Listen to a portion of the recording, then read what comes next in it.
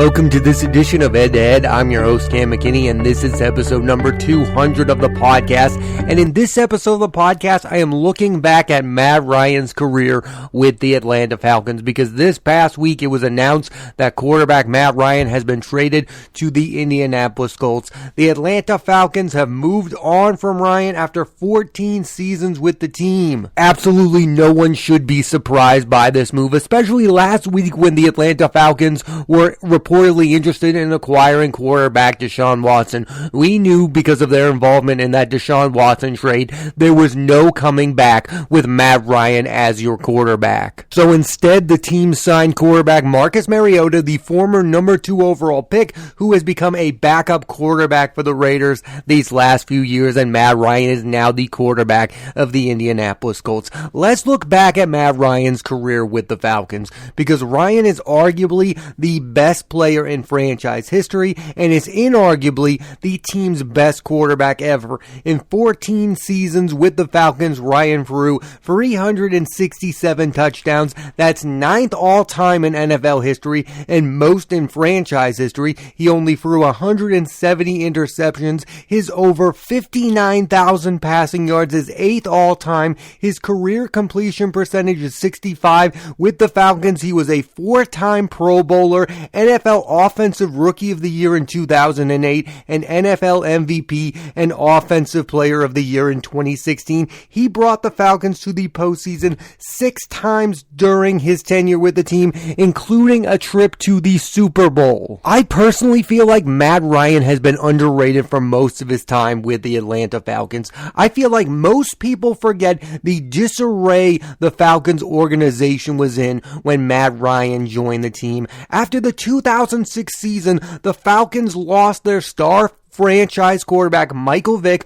who was sent to prison for running dogfights. Vick was only 26 years old at the time and arguably the best mobile quarterback the NFL had ever seen. And then in 2007, the franchise lost their head coach Bobby Petrino. After 13 games, he decided to go back to college. Then Matt Ryan, as a rookie in 2008, led the team to an 11-5 record and a trip to the playoffs. He was drafted 3rd overall and was supposed to become a franchise quarterback. I understand that. I'm just impressed how quickly Matt Ryan became a franchise quarterback. I mean, this guy was good from the get-go with the Atlanta Falcons, and I don't think he gets the credit he deserves for this. It didn't take any time whatsoever for him to become an established quarterback in the NFL. During his time with the team, Ryan won the NFC South Division title 3 times. Prior to that, the team had only won it once, and they went to the postseason 6 times.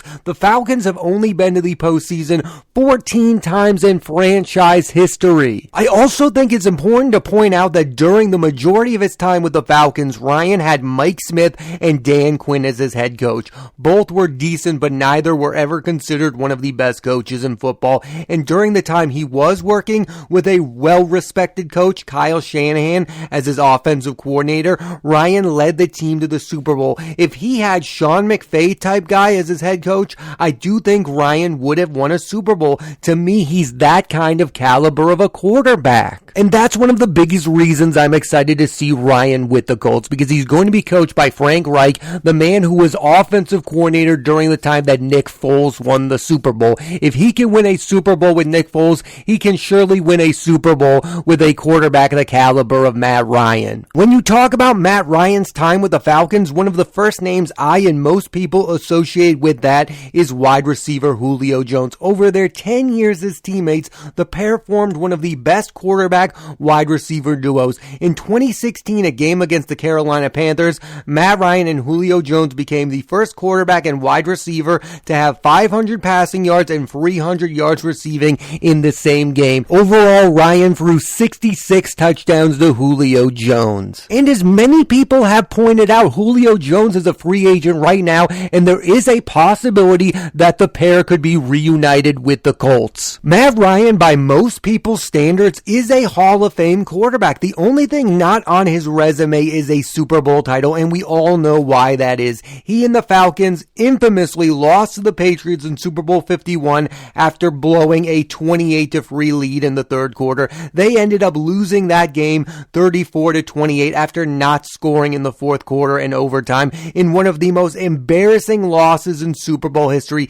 Even the dumbest of people can watch that game and say the Falcons should have just run out the clock. Instead, they kept throwing the ball. The Falcons ran 46 times the entire game, and looking back, it's crazy to think that Ryan was at the absolute height of his career. He won the MVP that season and also suffered what most would consider his biggest setback, losing the Super Bowl. And a lot of people look at the legacy of a quarterback and look at the amount of Super Bowls they have won, and Matt Ryan has not won a Super Bowl. I'm sure there are a lot of people right now who feel like Matthew Stafford is now a better quarterback than Matt Ryan simply due to the fact because he has a Super Bowl and Matt Ryan doesn't. And I don't like that way of thinking because I think Matt Ryan has been far more consistent than Matthew Stafford has. Matt Ryan was on the Atlanta Falcons, not one of the best franchises in the NFL, and he was able to get them to the postseason 6 times and to bring them to the Super Bowl.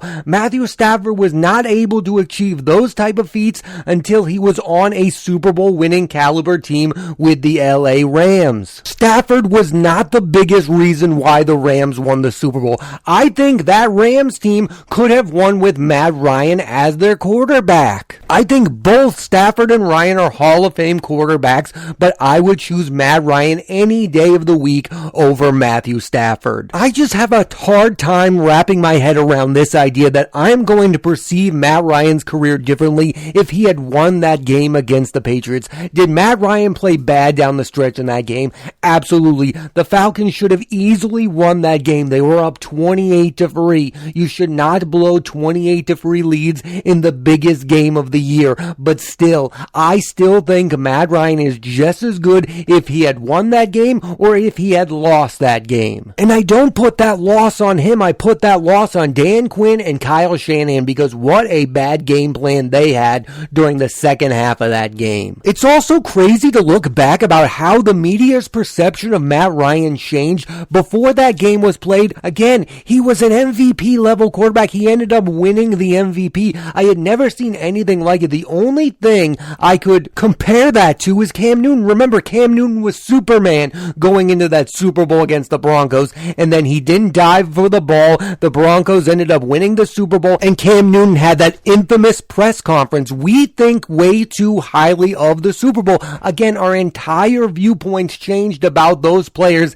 in that moment. Matt Ryan lost that game, and now some people think of him as a perennial loser, and for Cam Newton, they think of him as a sore loser because of that press conference. The Super Bowl should matter, but should it matter as much as we make it matter? I don't know. I feel like we should look at the body of work of Matt Ryan and look past that brutal loss. It's also crazy to look at it this way. No one would have blinked an eye about how we felt about Matt Ryan if he had gotten blown out by the Patriots. It's the way the Falcons lost that's so embarrassing. Again, they were up 28-3. Ryan and the Falcons never really recovered from that. I mean, they never got a chance to go back to the Super Bowl. Ryan never got the chance to fix how we felt about him because, again, he was at the highest of his moments. He was NFL MVP. If he had just won that Super Bowl, a lot of people would feel differently about Matt Ryan. They would feel the way I feel about him, that he has been consistently one of the better quarterbacks in the National Football League, but instead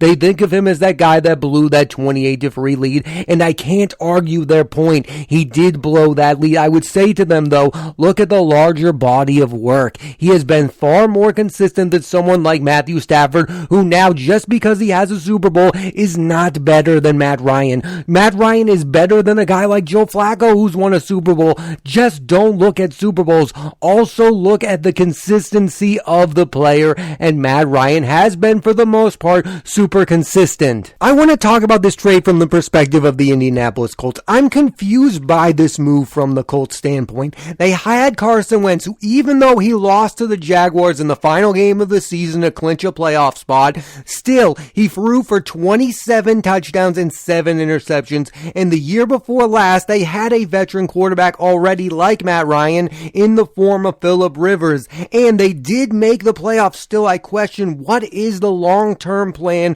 for the franchise? Is the short term you can be better than you were last year, but with Ryan long term, you have not yet filled the large shoes left by Andrew Luck. The Colts have made at best a minor improvement at the quarterback position. Matt Ryan is still very good, but he is not in his prime yet. The other AFC teams have made big moves. The Raiders brought in Devontae Adams. The Dolphins just traded 5 picks for Tyreek Hill. The best player on the Colts is running back Jonathan Taylor, and who knows if his stellar play will last. We've seen it before with the running backs. A guy who has one fantastic year, and it's not a guarantee that Taylor will continue to play at this level. My thoughts are the Colts are not a quarterback away from winning a Super Bowl, and that's the type of team that should be after a Matt Ryan type quarterback, a team that has a lot of talent around him so that he doesn't have to carry the team. The Colts still need a quarterback who is capable of carrying them. Yes, will Matt Ryan probably not lose to the Jaguars in embarrassing fashion the way that Carson Wentz did? Yes, but Matt Ryan is not going to be very good in the next 3 seasons. He is 36 years old, and he didn't have a great year with the Falcons. He only threw for 20 touchdowns last year. You're losing a guy in Carson Wentz who threw 27 for an older guy who threw 20. Sorry, I'm not that excited about the trade. If I were the Colts, I would have done anything and everything to get Jimmy Garoppolo. Say all you will about Jimmy Garoppolo. He's been to a Super Bowl and he's been to another NFC Championship game just last season. Say what you will about him, but he is a winner, and I think that's something that the Colts need. They need a winning quarterback, not an aging one in Matt Ryan, who is 36 years old. And again, I think very highly of Matt Ryan. I've sung his praises all podcast long. He is a Hall of Fame level quarterback, but there just isn't that much left in the tank to excite me about him being a member of the Indianapolis Colts. This is an organization that had Peyton Manning and Andrew Luck. I think they should be able to do better than Matt Ryan. I'm probably in the minority on this one, but I would have rather them try to take the risk and trade for Baker Mayfield, and I do not like Baker Mayfield as a quarterback, but he was a former number 1 overall pick, and he is still a young enough player where if anyone could fix him, it would be Frank Reich. And I get it, you just tried to do that with Carson Wentz, and it didn't really work out, but that is the type of quarterback you should be after, because if you could get it right with Baker Mayfield, you could have the quarterback for the next 10 seasons instead of the quarterback for the next 2 seasons. Like, there is a very small window for the Colts to win with Matt Ryan as their quarterback. If you had gotten Baker Mayfield and gotten him right, then you would have a much bigger window to win. Here's what I think the game plan for the Colts should be moving forward. See if you can make things work with Matt Ryan as their quarterback, and if they can't, then you try to go to the Arizona Cardinals and you try to trade for Kyler Murray, because if those two sides cannot work on a long-term contract, you should be the team in on Kyler Murray, because if the Colts get Kyler Murray, they become instant contenders in my mind. That's the type of quarterback they should be after, a guy in his prime who can be a perennial NFL MVP type quarterback. Now, Kyler Murray might not be the most clutch quarterback. I mean, he's gone to the postseason and he's lost, but I want Kyler Murray long-term over 36-year-old Matt Ryan.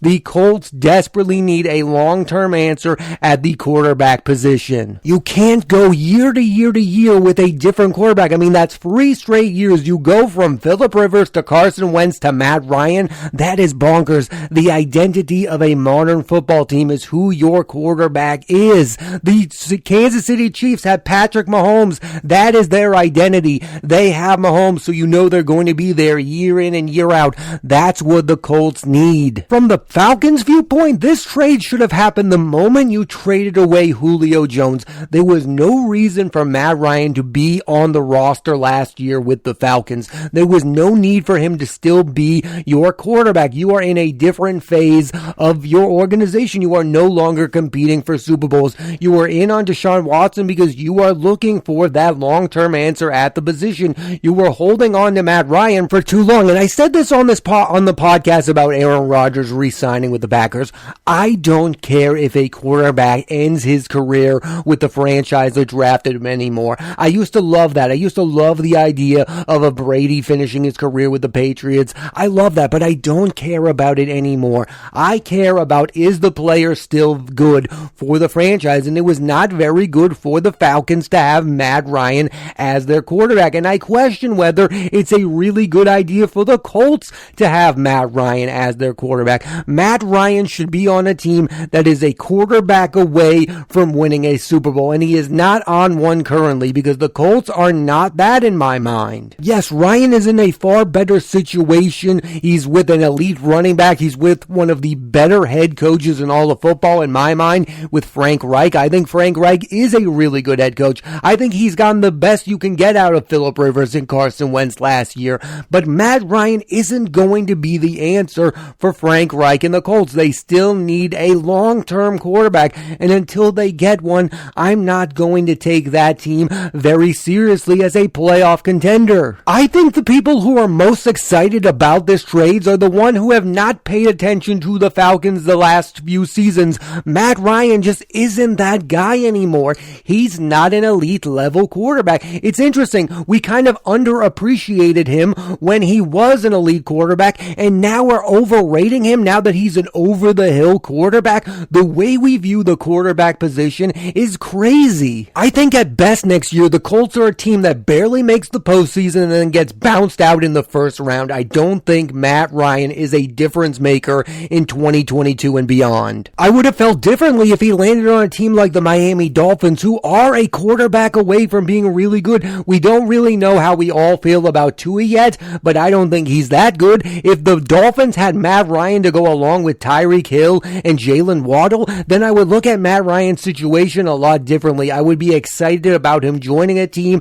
that is stacked. The Colts are not stacked. They are good. They have Jonathan Taylor, but again, who knows if Jonathan Taylor will be consistent? The one thing I know about NFL running backs is they are wildly inconsistent. This is how I view aging quarterbacks. I think the older the quarterback is, the more weapons they need around him. Tom Brady was able to win a Super Bowl in Tampa because he had an all-star cast around him. He was not able to win in his last few years with the Patriots because they did not have superior weapons around him. And it's the same way I feel about Matt Ryan. Matt Ryan is not going to be very good unless there are Pro Bowl receivers around him. And with the Colts, that's just not the case. There are not weapons around him the way there are weapons around Matthew Stafford, who now not only has Cooper Kupp, but now he also has Allen Robinson. As a quarterback ages, they can no longer carry a football team. Matt Ryan is not capable of carrying the Indianapolis Colts. I hope I'm wrong. I hope Matt Ryan has a lot of success with the Colts. The last thing I will say about Matt Ryan's career is I do think it's kind of super unfair to look at him and just say he's a loser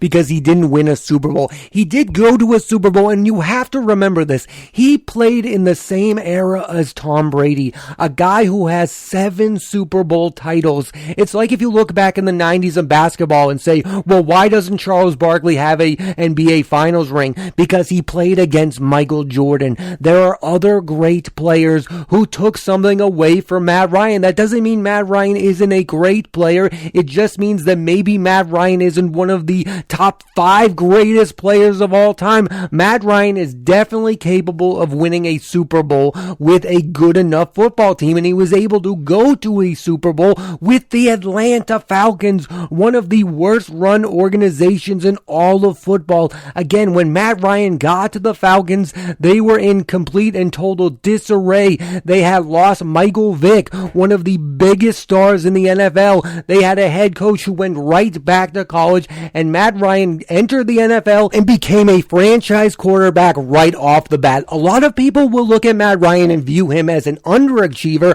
I think Matt Ryan overachieved for the most part in his NFL career. The stats, he is one of the absolute best quarterbacks of his era. Is he Tom Brady? No. Is he Aaron Rodgers? No. Is he a Hall of Fame quarterback? At the end of the day, the answer answer has to be yes. He was for at least a decade consistently a top 10 or even sometimes a top 5 quarterback in the NFL. You cannot take that away from him. Yes, would things be differently if he ended up winning that Super Bowl? Yes, we would all think of him as a definitively great quarterback, but now it feels like there are a minority of people who are down on Matt Ryan, and I'm telling those people, you should not be down on Matt Ryan. He had a fantastic run with the Atlanta Falcons. I think at the end of the day, Matt Ryan would have been a bigger name if he had played in a bigger NFL market like New York or LA. Overall, Matt Ryan's run with Atlanta was fantastic and Hall of Fame worthy. Thanks for listening to this edition of Head to Head. I'm Cam McKinney, and there'll be a new episode of the podcast every Monday, so please rate, review, and subscribe.